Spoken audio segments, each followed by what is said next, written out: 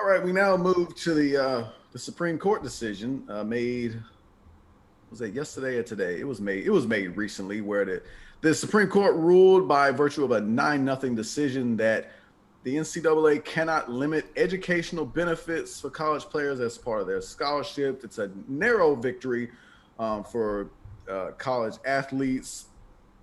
Goes back to uh, Austin versus NCAA, I believe. Case got appealed, kept getting appealed, came up to the Supreme Court. Supreme Court agrees that the NCAA, um, they got some rules that just ain't up to stuff, violating antitrust law and all the rest of it. The court's opinion, written by Mr. Neil Gorsuch: NCAA seeks immunity from the normal operation of antitrust laws, and that just isn't justified by the antitrust laws. Drink, this doesn't really concern, name, image, and likeness, and the issue of paying college athletes, but it is a small victory nonetheless. Where do you think we go from here? You know what? Before you got my wheels turning about this subject, I would have agreed with you on small. The more I think about it, though, is it small? This might actually end up being a big deal. I think it's small right now. We could look back at this down the line and say, "Ooh, this was the beginning of the big stuff." Just like you referenced from Paul Farnbaum saying this is the end of the NCAA. Listen, I don't think this is the end of $1 billion corporation, but I do think that this is the beginning of a new way that players are approached now by organizations, by institutions. We was cracking a joke about it, but if you actually read, it does sound like now, institutions can be like, hey man, listen, we would love for you to come play, let's say this is Kentucky, John Calipari. Hey, we'd love for you to be a Kentucky Wildcat. And we understand that, your grades are like this. So here's what we're gonna do.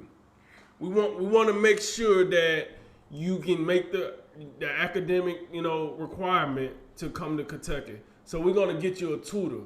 But with that tutor comes a house. So you're gonna go to the tutor's house, and they're gonna tutor you right there, right? But we know you don't got time to eat. So in that house is a chef that's gonna cook your meals, right? And then we also have a couple of 2020, whatever year it is, Escalades that's gonna take you wherever you need to go. Because we don't want you walking anywhere because you need to study. You have to study. Remember, study. We need your academic, and I can keep it going. But at the end of the day, it seems like it's a loss for the NCAA, but just the NCAA as an institution. It don't seem like it's a big loss for the colleges.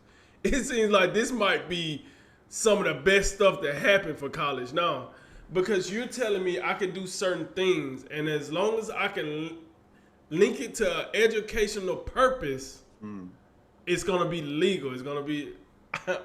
Listen, it's some pretty smart people in these schools. It's some pretty smart people. And they're going to make the unbelievable believable if this is how you're going to do it. So I do agree with you. It is, right now, it's a small step for the players. But I just feel like as time goes, it's a small step for coaches too. Because they already talk about how much corruption is within the NCAA, how schools are paying players won't they won't. Yo, if this goes off as we read it, as how we read it, this about to get. You about to see players coming up here. Yeah, man, just got that new Lamborghini truck, man. So I hurt my toe in practice the other day, and they said they don't want me walking, so I needed a vehicle, wide enough for my knees to have the space, so I ain't got to put all that pressure on my big toe. So they let me borrow this Lamborghini truck. Oh, they let you borrow a Lamborghini truck from where? Oh, yeah, they got a whole car lot up back there. You just go out there, pick one, pew, pew, You know, get what you get, and you know, like that's what I feel like. This is gonna get crazy. So They got the campus CarMax back there. you know what I'm saying? Like, hey, we got the $40,000 vehicles here. That's for the swim team. We got the $80,000 cars here. That's for the football team. Yep. And then right in the middle, we got $60,000. Now that's basketball / softball / whatever other sport that make us some money. So here's your picks. Go out, do however. Like that's how I look at it. I could be totally wrong, but I know I'm making joke of a situation that got dissolved in the Supreme Court. But at the end of the day, that's what it sounds like it's gonna be. And unfortunately, it is what it is. But if I'm a player, the news I heard today should excite me. And if I'm a coach, the news I heard should excite me. Now, I'm NCAA, I'm mad, I'm drinking my scotch. I'm like, this some bull crap. We're not laying down for this. But listen, like someone said, you said Kavanaugh, like he said, Yeah. you've been making billions of dollars off these players. Billions. And you have not thought about giving them their fair shake. Now you want to get upset because you finally got to give them a fair shake. If this was the NFL, we'll be blasting them for this. If this was the NBA, we'll be blasting them for this. It took the Supreme Court for you to finally give a slid of what those players deserve to get. Because you've been hiding behind this is school. This is academics. This is amateurism. Okay. The Supreme Court heard you. The scoreboard about to get even. So, with that said, man, I'm happy about the news. I'm happy for the players. I'm happy for the coaches. And anytime they stick it to the NCAA, I'm not too mad about it. Yeah, this is I feel like we should have brought in a lawyer for this segment to kind of, wade through some of this legal jargon and all that. But I think Right. the bottom line of it, as I understand it, is this is a narrow win. Doesn't cover big ticket issues like name, image, likeness. Some of the other bigger, I think, long term goals that college athletes are looking at. But it is important. I don't think the Supreme Court has weighed in on a college athletics issue since the mid '80s.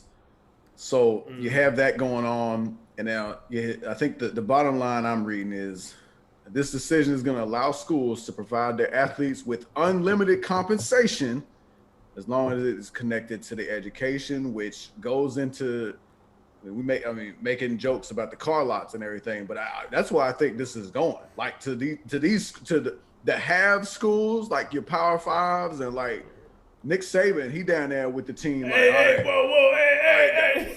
No, but Nick Saban's down there like with the car dealerships right now. Like, hey, what you got lined up here? We gotta get the wheels up down here. I gotta get the fleet up. You know what I mean?